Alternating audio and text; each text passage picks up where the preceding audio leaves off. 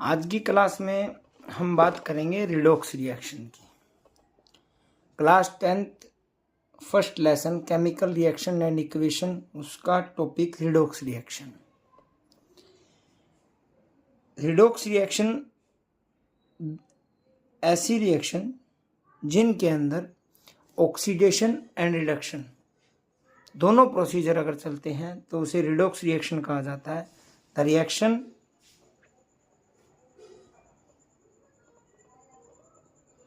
The reaction in which oxidation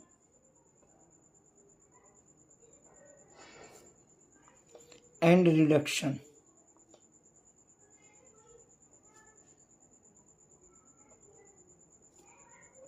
both take place। ऐसी reaction को redox reaction कहा जाता है। अब हम बात करते हैं ऑक्सीडेशन की।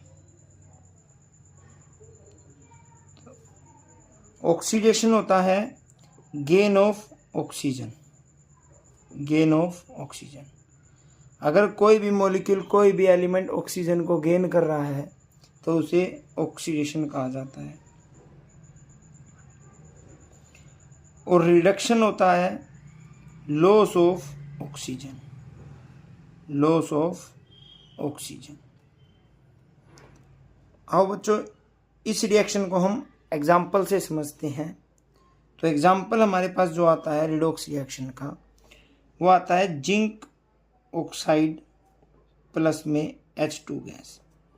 जिंक ऑक्साइड को हम H2 गैस के साथ रिएक्ट करवाएंगे तो हमको प्रोडक्ट साइड में मिलेगा जिंक प्लस में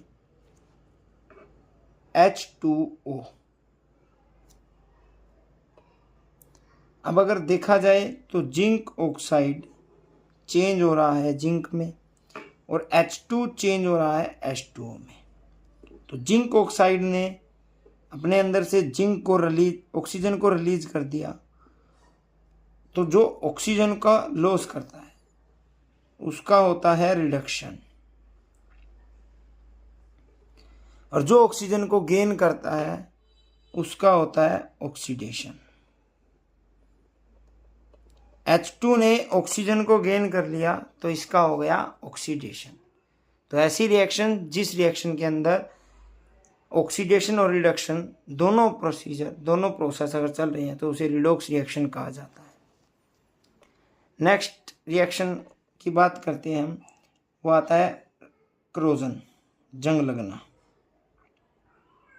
क्रोजन जिसे कहा जाता है rusting of iron.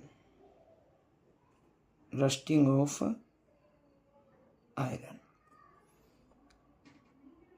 Of iron में Fe जो होता है वो रिएक्ट करता है वाटर के साथ और फॉर्मेशन करता है Fe2O3, और ऑक्सीजन की प्रेजेंस में Fe2O3.XH2O।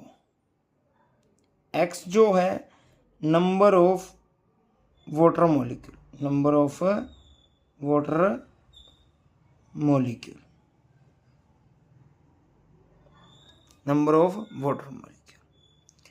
अब रस्टिंग ऑफ आयरन से क्वेश्चन आता है कि रस्टिंग ऑफ आयरन से कैसे बचा जा सकता है।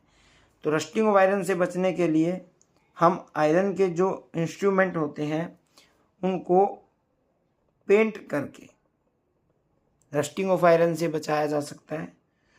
दूसरा एक प्रोसेस आता है जिसे कहा जाता है गैल्वेनाइजेशन, जिसमें आयरन के जो इंस्ट्रूमेंट होते हैं उनके ऊपर दूसरे एलिमेंट की लेयर लगा दी जाती है, जैसे आयरन के ऊपर जिंक की लेयर। प्रोसेस गैल्वेनाइजेशन कहलाता है।